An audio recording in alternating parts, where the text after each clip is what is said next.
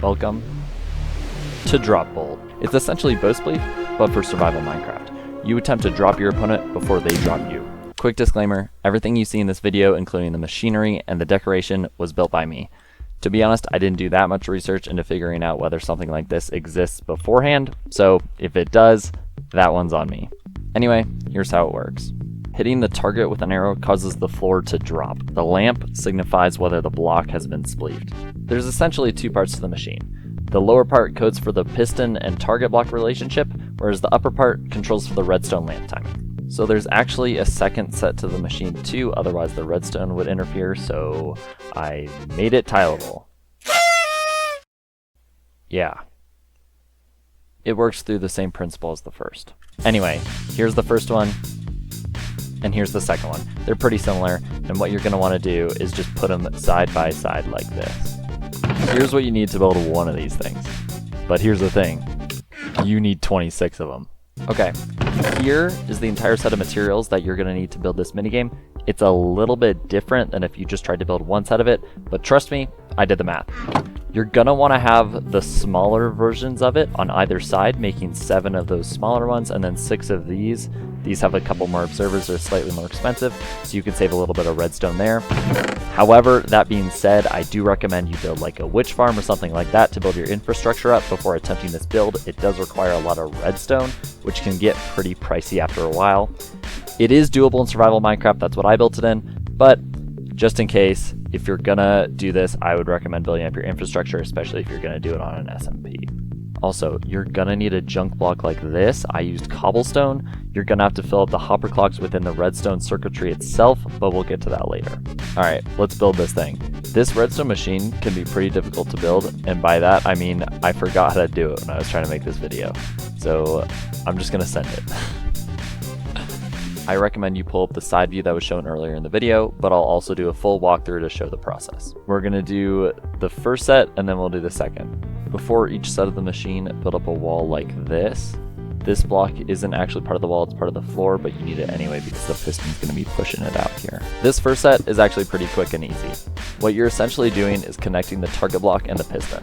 How this works is through locking a hopper clock. Once it receives a pulse from the target block, an arrow, then the hopper clock goes through one cycle which pushes the piston back for a certain amount of time.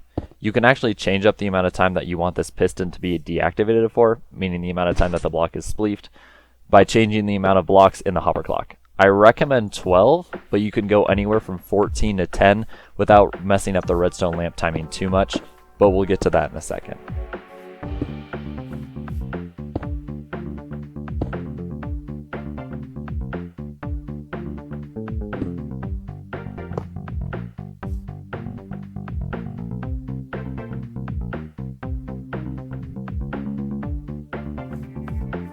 The upper part of the mechanism contains the timing for the redstone lamp. This is done through the copper bulb, which is essentially just a T flip-flop. You could probably do this in a multitude of ways. The copper bulb is just an easy way to do it. And then also the pulse extender. When you're trying to build the pulse extender, these two slabs are very, very important. If you don't put them in there, it will sometimes just not work. Why, you ask me? Nobody knows, but you need them.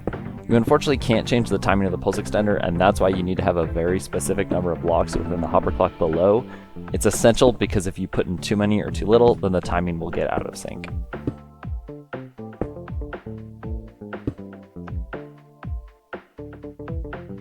The second set of the machine is actually very, very similar to the first. It's just a little bit more spread out and on a different Y level so the redstone doesn't interfere between layers. It also incorporates a lot more repeaters into the design, so there's not a ton of redstone lines laying about that could potentially intersect with others.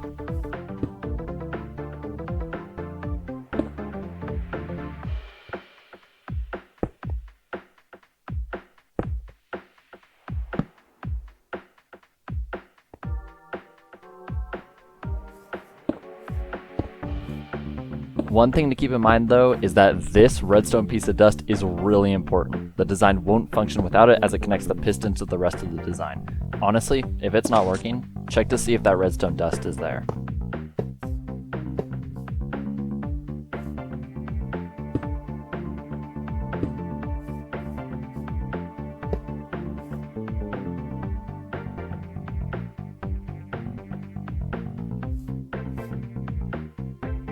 To start off the upper part of set 2, you're going to want to place these observers in an L-shaped design. That's just so the signal can transfer up into the copper bulb.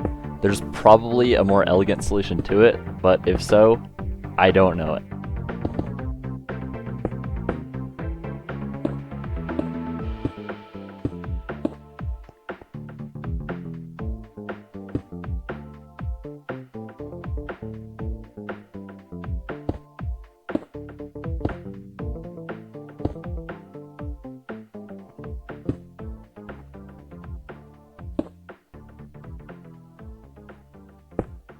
Also, when it comes to the pulse extender, you want to make sure that there's the top block of the machine. It's the last block that I'm going to place. It's just so the pulse can travel through the rest of the pulse extender, otherwise it won't work. It's very forgettable. Actually, when I was recording this, I forgot to put it in. That's why there's the jump in the footage. When building, you can set the two banks of the game however far apart you want. Mine is at 28 blocks, that's what I found works best, but you can do any distance you want. And that's Dropbolt. If you liked it, that's awesome. If you didn't, don't tell me. I don't want to know. Also, I stream on Twitch, so if you want to see some more high octane content like this, yo, get back here. Yeah?